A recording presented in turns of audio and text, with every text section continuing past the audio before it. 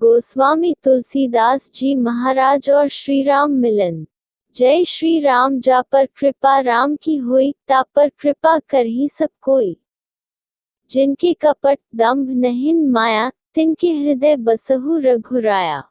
भावार्थ, जो कपट दंभ और माया से परे है, वो ही भगवान श्री राम के कृपा पात्र है, और जिन पर राम की कृपा है उन्हें कई सांसारिक दुख छू तक नहीं सकता।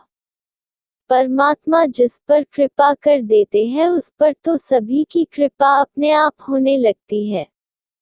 कुछ भी प्रयत्न करने की आवश्यकता नहीं रहती। काशी में एक जगह पर तुलसीदास रोज रामचरितमानस को गाते थे। वो जगह थी 80 घाट।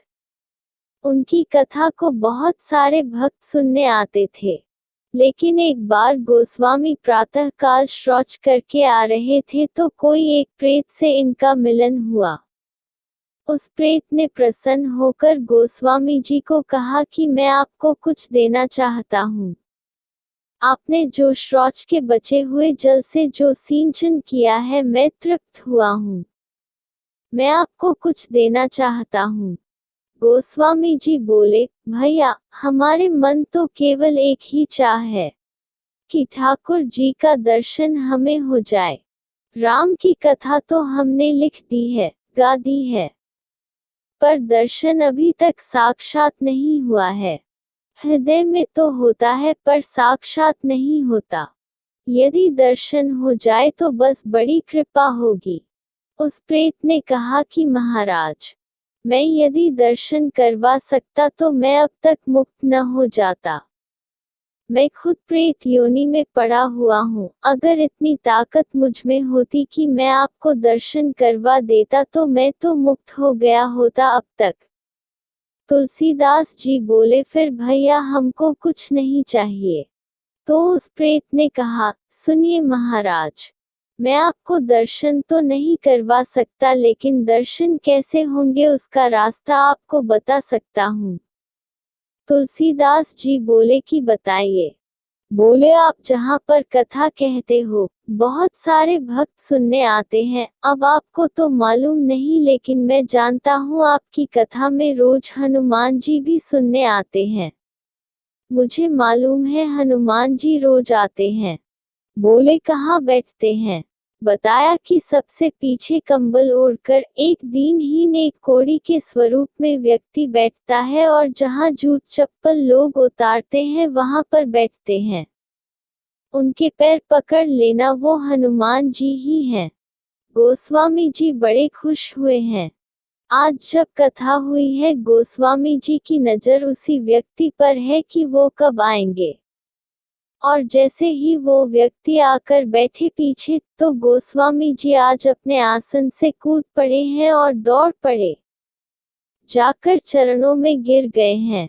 वो व्यक्ति बोला कि महाराज, आप व्यासपीठ पर हो और मेरे चरण पकड़ रहे हो।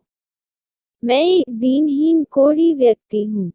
मुझे तो न कोई प्रणाम करता है और न कोई स्पर्श करता है। आप व्यासपीठ छोड़कर मुझे प्रणाम कर रहे हो।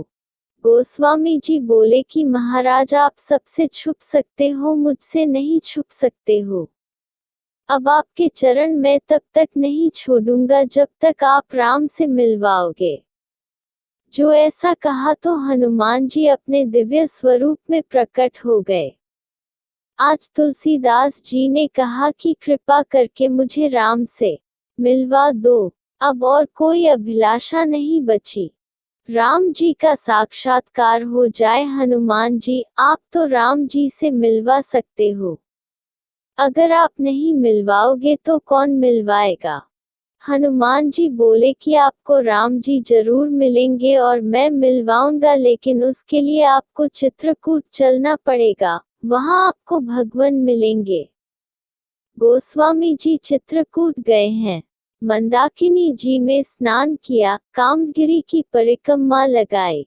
अब घूम रहे हैं कहाँ मिलेंगे, कहाँ मिलेंगे। सामने से घोड़े पर सवार होकर दो सुकुमार राजकुमार आए।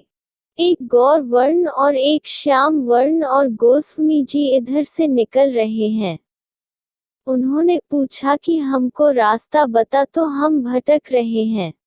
गोस्वामी जी ने रास्ता बताया कि बेटा इधर से निकल जाओ, और वो निकल गए। अब गोस्वामी जी पागलों की तरह खोजते हुए घूम रहे हैं, कब मिलेंगे, कब मिलेंगे। हनुमान जी प्रकट हुए और बोले कि मिले।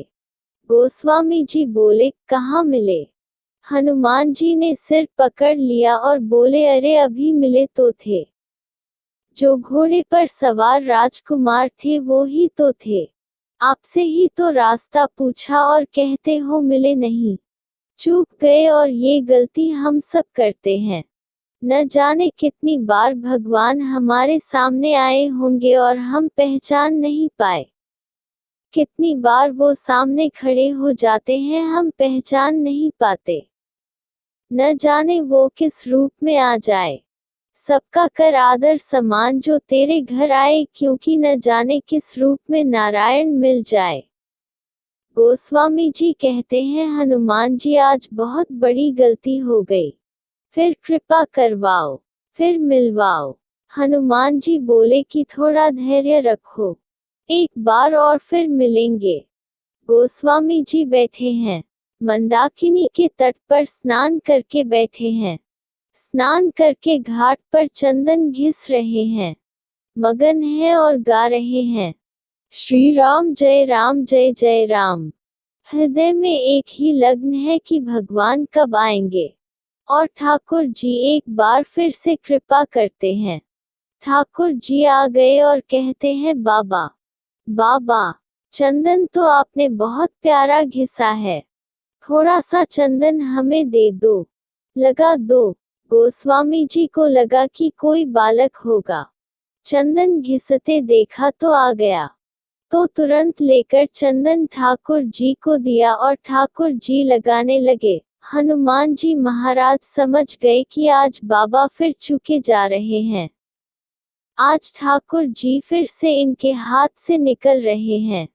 हनुमान जी तोता बनकर आ गए सुखरूप में और घोषणा कर दी कि चित्रकूट के घाट पर भई संतन की भीड़। तुलसीदास चंदन घिसे, तिलक देत रघुवीर।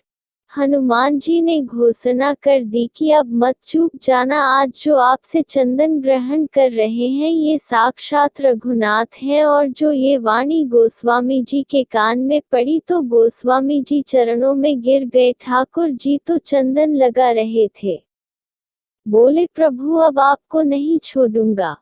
जैसे ही पहचाना तो प्रभु अपने दिव्य स्वरूप में प्रकट हो गए हैं, और बस वो झलक तुलसीदास जी को दिखाई दी है। ठाकुर जी अंतर्ध्यान हो गए और वो झलक आंखों में बस गई, हृदय तक उतरकर। फिर कोई अभिलाषा जीवन में नहीं रही है। परम शांति, परम आनंद जीवन में आ गया ठाकुर जी के मिलने से। आराम की तलब है तो एक काम कर ले आराम की शरण में, और राम राम कर ले। और इस तरह से आज तुलसीदास जी का राम से मिलन हनुमान जी ने करवाया है। जय सिया राम, जय श्री राम। राम अयोध्या राम की, सरयू तट के तीर। राम राम बस राम जी, राम राम रघुवीर। जय श्री राम।